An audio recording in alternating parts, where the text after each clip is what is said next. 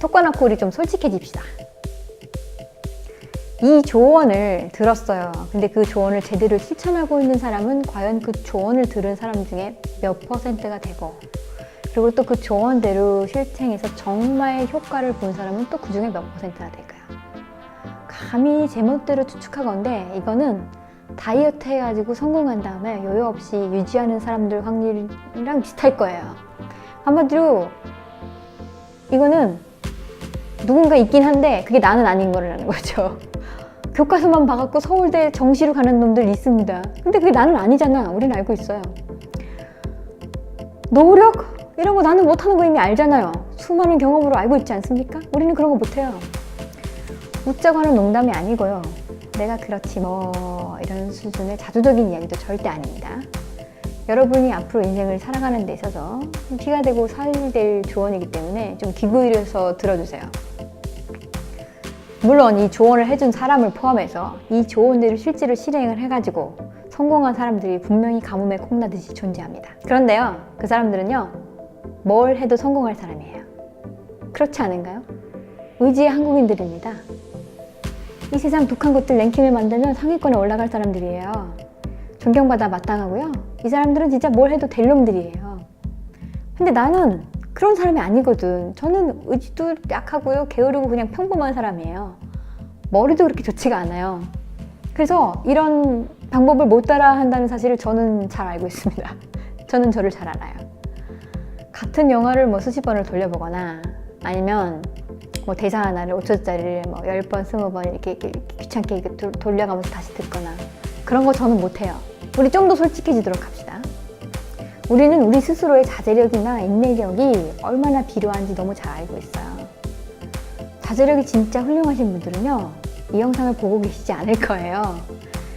이런 분들은 의미 있는 활동만으로 충분히 바쁘시기 때문에 이런 거 볼 시간이 없습니다. 그런 분들은 서식지가 주로 오프라인 생태계라서요, 온라인에서는 마주치기가 좀 힘들어요. 그리고 많은 연구에서 이미 밝혀진 사실인데요, 자제력은 고갈되는 자원이라는 겁니다. 인간은 스트레스 상황에 놓이면 자제력이 고갈돼요. 그래가지고 작은 불편함이나 불쾌함에도 굉장히 크게 반응을 합니다. 그래서 금연 중인 사람, 다이어트 중인 사람 옆에서 알짱거리면 안 돼요. 불똥이 나한테 튈 수가 있어요. 애꿎은 불똥이 나한테 튈 수가 있습니다. 우리의 뇌는 지루한 거를 싫어하고요, 익숙한 것에는 곧 실증을 느낍니다. 재미없는 걸 반복하는 건 고통스러워요. 인간도 동물입니다. 그리고 동물은 고통을 싫어하고 회피합니다. 우리는 생존을 위해서 고통을 회피하도록 진화되어 왔어요. 이거는 본능의 범주에 들어가는 거기 때문에 아주 자연스럽고 당연한 반응이고요. 따라서 개인의 의지로 그렇게 쉽게 극복할 수 있는 게 아닙니다. 만약에 여러분이 공부를 하면서 고통이라는 걸 경험했다면 다음과 같은 증상을 경험을 했을 거예요. 첫 번째, 공부 생각만 해도 가슴이 답답하고 우울해진다. 두 번째, 책꽂이에 책이 꽂혀 있어요. 근데 그 꽂힌 책들을 똑바로 쳐다보지 못하고 의도적이건 아니건 눈을 피한다.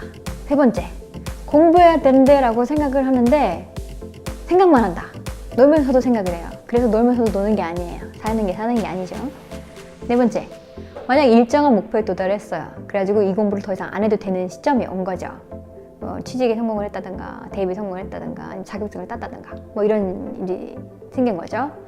그랬을 때 이 책을, 그동안 공부했던 책을 다 가져다가 버리던지 아니면 화영식을 열어가지고 불태워버리는 거예요. 만약에 여러분이 이 네 번째 것까지 경험을 한 적이 있다면 그 공부가 얼마나 지긋지긋했는지 지금 다시 생각만 해도 진저리가 날 겁니다. 우리는 우리한테 고통을 주었던 거를 잊지 못해요. 생존을 위해서 아주 유용한 정보이기 때문에 기억을 해둡니다. 누가 기억을 하느냐? 내 몸이 기억을 합니다. 그래서 책상에 앉는 걸 내 엉덩이가 거부하는 거예요. 책을 똑바로 쳐다보기가 힘든 거죠. 이것도 일종의 외상후 트라우마라고 볼 수 있습니다. 근데 만약에 여러분의 목표가 고시 패스라면 상관없을 수 있어요. 시험을 합격하고 나면 수험서를 다시 안 봐도 되잖아요. 근데 만약에 목표가 외국어 구사하기, 외국어 적당히 구사하기라면 얘기가 좀 달라집니다. 외국어는 평생 해야 되잖아요. 시험 끝났다고 다 잊어버려도 되는 그런 류의 지식이 아니기 때문에 이런 식으로 공부를 하면 실력이 얻어지지도 않고요. 설령 일시적으로 얻어졌다 해도 없어져 버립니다. 다이어트 요요 보듯이 순식간에 사라져 버려요.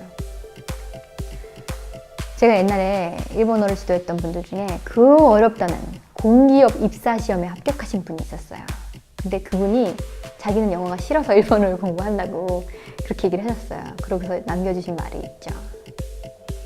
시험 공부를 그렇게 열심히 했는데 이제는 스쿨 스펠링이 생각이 안 나요.